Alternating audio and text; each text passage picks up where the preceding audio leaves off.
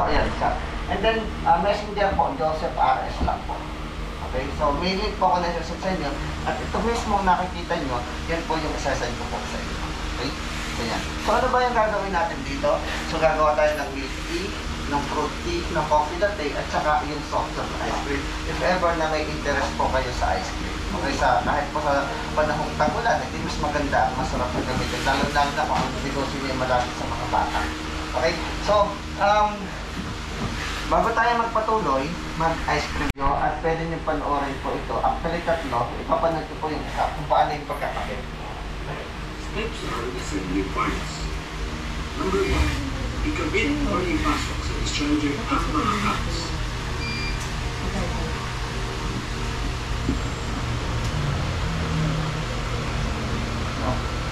Pagkatikim nyo po, pwede nyo pong lagyan itong cable syrup kahit maunti lang po. So, ito po ay blueberry ang flavor. So, ibig sabihin kahit ano pong flavor ay ilagay nyo. So, pagkatikim po, ano po? Kasi nag-iiba siya ng lasa niya. Yan. Okay?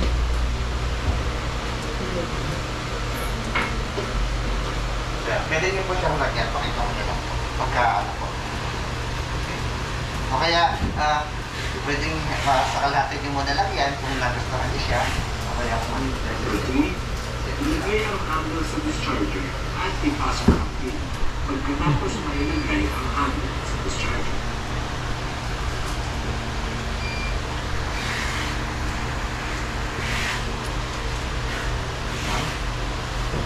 Kunin mo. Sis.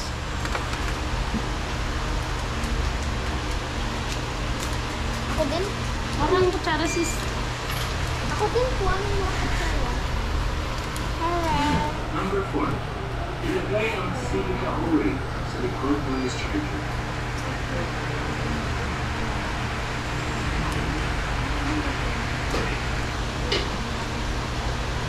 ito naman po, blueberry flavor. Ito lang yan. Number 5, ilagay ang rubber gasket sa meter. Kakainin ko na. Number 6, matapos Pwede ko ilagay? ang rubber gasket, siguraduhin nakalagay. Sis, lagyan mo nga to. Siya. Ang dami naman. Ayoko na ito, hindi ko gusto lasa ito. Ayoko na. Konting ako na ito. Anong lasa? Mocha? Ha? Parang mocha. Sarap. Anong lasa? Parang mocha? Okay lang. Kape eh. Mocha ba? Coffee ba ito? Mocha. Parang mocha. Maraming. Parang Ilagay ang upper right. Po tayo pwede pagpili. So, ito po yung ating ginamit. Ngayon, ang tanong ko dito is, ano ba yung ginamit natin? Ito siya. Magkano ba yung ice cream machine? Paano ba siya ginagawa? Gaano ba yung ating puhunan sa kanya? So, yung mga kalahating kilo nito. Tapos ang tubig ko, 1.7. So, ibig sabihin, pinaliin ko lang siya dito. At ganito lang ang proseso kong ginawa. Naglagay lang ako ng powder and then nilagyan ko lang siya ng tubig. Pinaliit ko na lang siya. And then, hahaluin mo na lang siya ng ito siya. Okay? So, ayan. So, ganyan lang po siya, kabilis. Okay?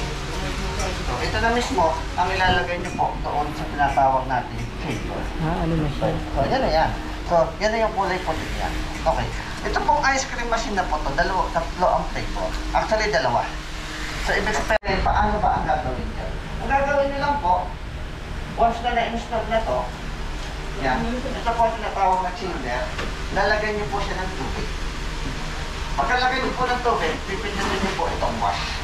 So, patatakbuhin niyo po siya sa loob ng 2 minuto.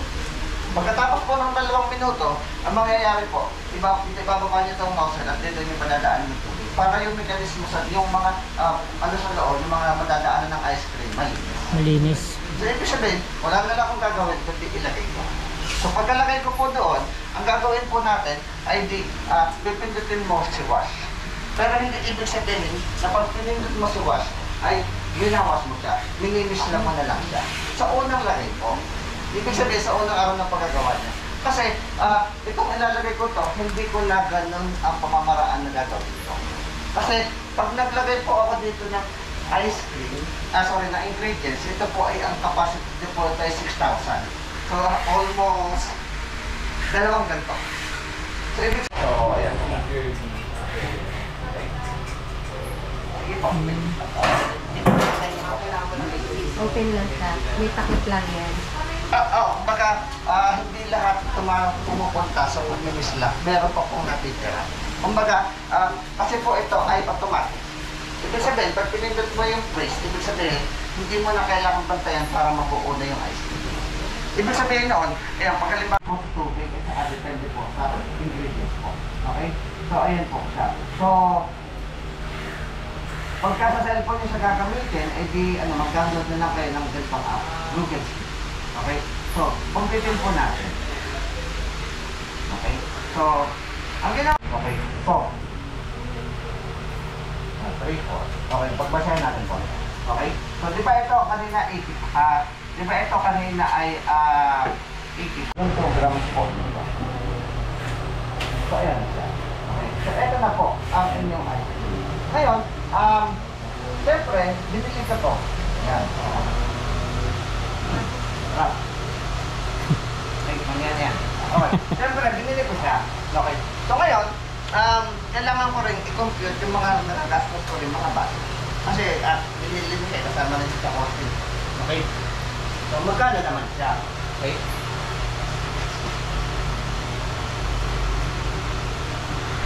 So, ganito yan. So, pwede yung mga ganyang bagay. Okay, so kumbaga, parang nag-loan ka. Pero ang pagkakaiba dito, di ba pag nag-loan tayo, namalayan mo na bayad na pala dahil pag mo sa ginagawa. Ang pagkakaiba lang dito, bon-bon mo lang siyang binabawi ang nilabas mong puhunan.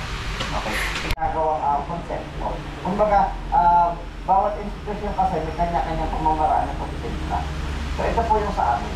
So, ang binibenta po naman talaga namin ay ingredients. So, ibig sabihin, nilaya po kayong magawa ng sarili yung ingredients. Katulad sa ice cream machine, pwede nyo bawasan, magdagdagan ng tubig. Kasi, I'm sure, pag nagkakaroon po yung ganitong industriya, gagawa kayo at gagawa ng sarili yung recipe. Kasi sino ba naman na may gusto na may kapareho sa recipe. So, magsisimula tayo sa paggawa ng base, premier, saka halimbawa, ang una natin gagawin ay ibig sabihin, yung hindi mawawala. Yung natin. Okay? So, may sasabihin po ako sa inyong recipe. At eto po yun. So, ayan. Yan. So, ibig sabihin, itong 8 pages na ito, isasabihin ko po sa inyo. Kaya, sabi niya ka lang. So, refer na lang po kayo kung ang gagawin natin ay 12, 16, o kaya 22. So, yan siya. So, ang kalimit na gagawin natin ay 20. So, yun po siya. So, dahil sa tayo po ay halimbawa, weekly naman tayo ay may demo po. So, okay naman kahit linggo-linggo kayo pumunta. Pero, ang mangyayari po, di parang maano sa oras. Kaya si ma'am ay malapit. Taga sa kayo ma'am? Taga medyo malayo-layo pa rin. Okay. So, nagsasend naman po ako ng digit ito. So, ito. Sinasend ko rin po sa inyo po. So, ibig sabihin, as a review, pwede nyo rin siya panoorin. So, so, ito po ay gawa ni Easy. So, ito siya.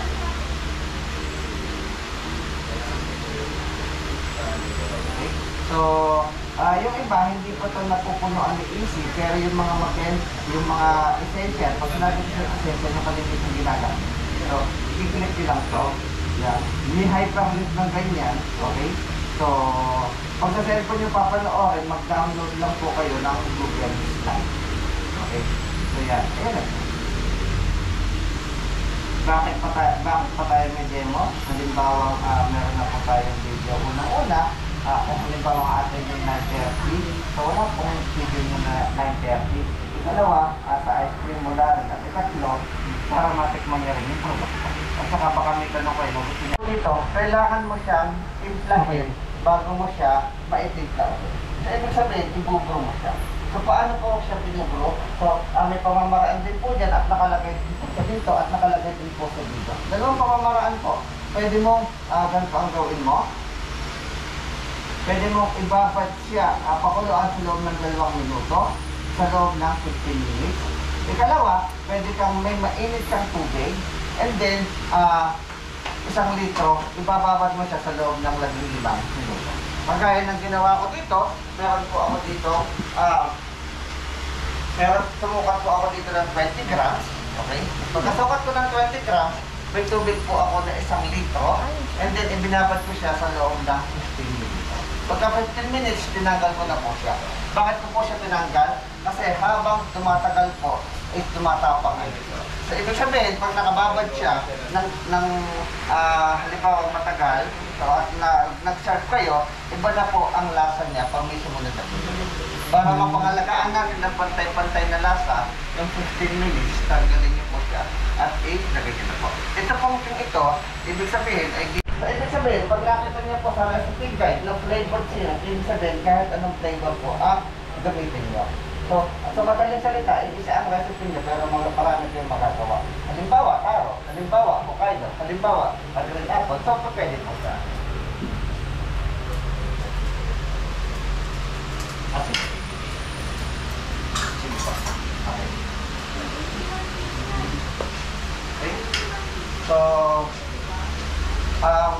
Okay. So, meron din tayong hot chocolate po dito. Pwede nyo rin po siya tikman habang nakikinig po kayo. So, ang ginamit po dito ay, anong ginamit mo? Milk chocolate o dark chocolate? Dark chocolate. Siya rin po ay ginagamit din po sa paggawa ng ice cream. At pwede rin nyo pong halimbawang ganito. So, ibig sabihin, si Easy Brand, kukunti ingredients siya, pero marami po kayong magagawa. Okay, so ayan po siya. So, nagawa po yung ating manager so para ipatigil po dito sa inyo. Okay, so ayan siya. Okay, so balikan natin. Nasaan na po tayo?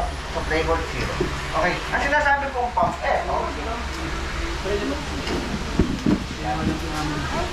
So, ito po yung sinasabi natin, pump. Okay? So, ang nakalagay po dito, 3 pump. 1, 2, 3. Tatlong pump. So, ibig sabihin, ang sumusukat siya ng 30 ml. So, ibig sabihin, na isang pump pala na ganito, 10 ml. So, ayan siya. Ngayon, pagkagamit po kasi kayo ng pump, dapat isang pump, isang flavor. So, ibig sabihin, hindi mo pwede siyang gamitin dito. Okay? Kasi, pag ginamit ko, halimbawa, salted caramel, kasi naiiwan po yung laman po dito. Ito po ay hindi kasama pag binili. Ito po ay bibili nyo na separate. So, ang mangyayari, pag bumalik kayo ng dalawang ganito, ibig sabihin, Isa lang okay. 360 na kagad. Ito yung 180. So, baka akin ba sa inyo, magsubok muna. So, ibig sabihin, posible na maglabas agad kayo. Ibig sabihin, pinalagay ko pa ito dito. So, ayan siya. Okay? Okay. And then, lagay po natin to.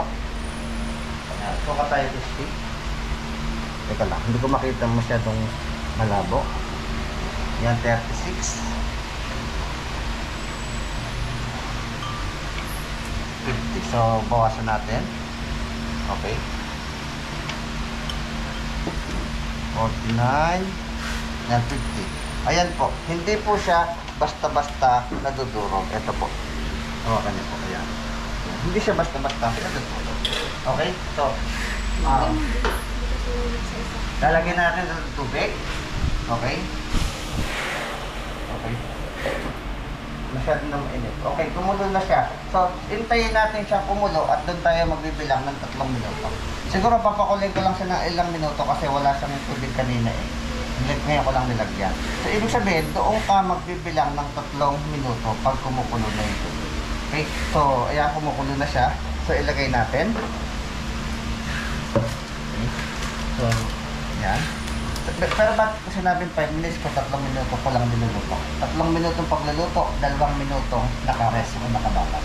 Okay? So, ilagay na natin siya. Okay? So, ayan siya. And then, orasan na po natin siya ng 3 minuto. So, ayan siya. Okay? So, balikan natin siya pagka 3 minuto and then patayin po natin. So, habang iniintay natin po siya na maluto, meron po tayo tinatawag na wali. Ito yung pwedeng meron o pwedeng wala. Hindi meron kayo mga ibang recipe na gusto nyo matikman o meron kayo gusto i-try na posting, nino-offer kami na level up demo. So ito ay every Tuesdays at Saturdays. Okay naman yun.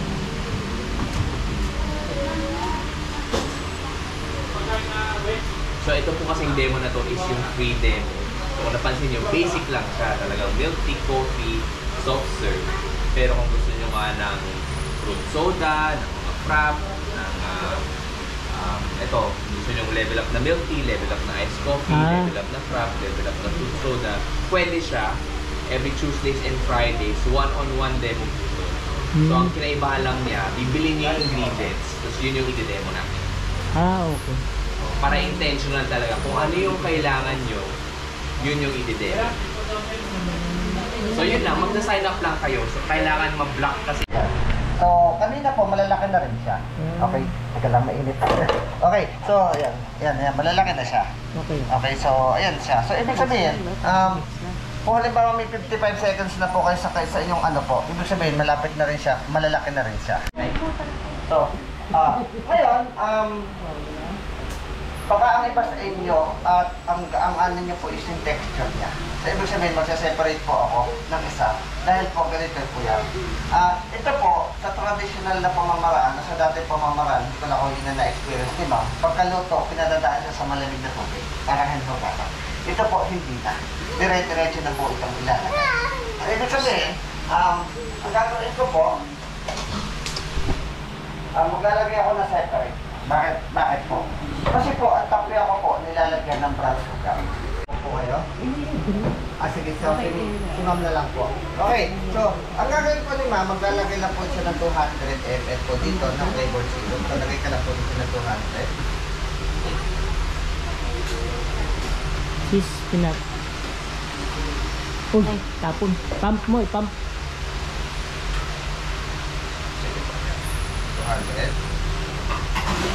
Share yung bars po. Okay. So, pagkalagay po ng 200, nakalagay po dito, 2 scoop of 1/8 measuring cup ng milk essence. So, ito po yan. So, kung po kayo ng 2 scoop po yan, ilalagay niyo po dito. Okay.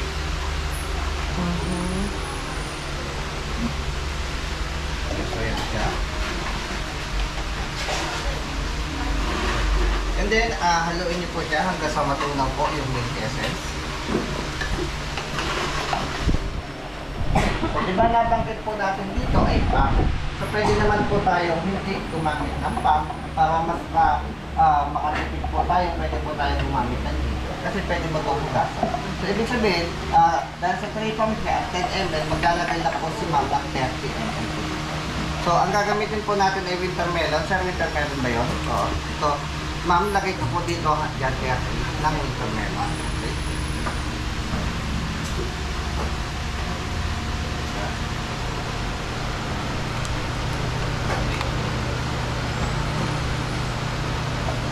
Tapos, lagay mo siya dyan, Ma'am. Tapos, lalagyan mo siya ng yelo. So, fill the cup with ice po katulad niyan. Pero sa totoo lang po, yan po ay tray po na nakalagay kasi hindi naman may open spaces naman po talaga sa dito. Okay, sige, Ma'am, lagay mo yan.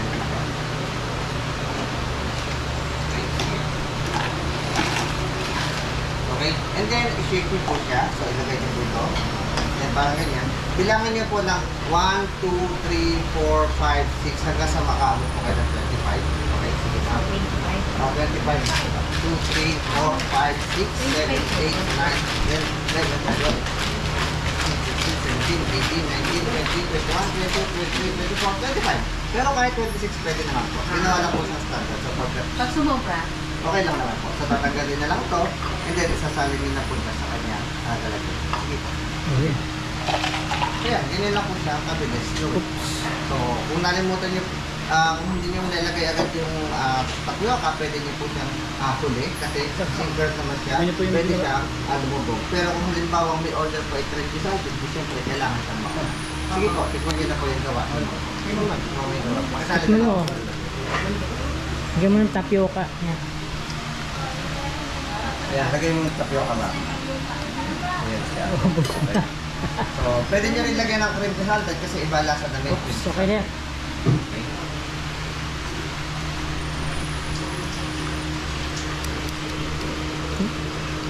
Sarap. Kumusta, Ma'am? Okay? Sarap.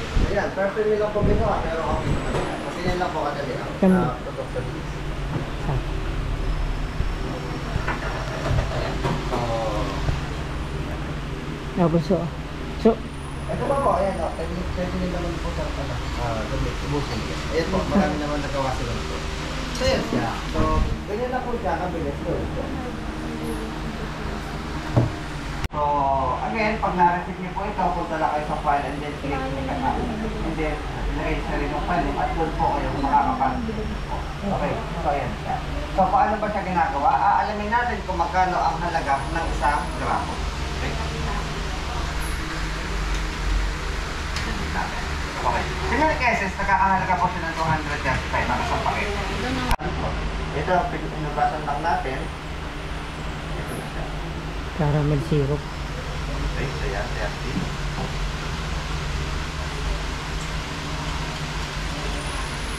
Ano yun natin sa ganyan?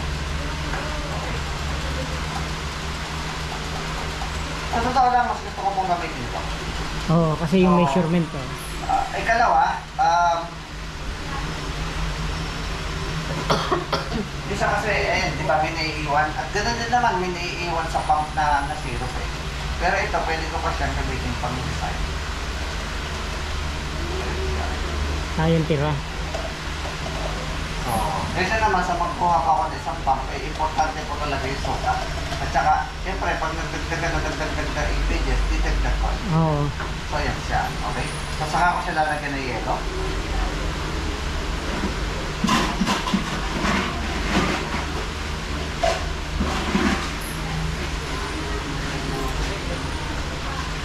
Okay? So, ilagay po natin to.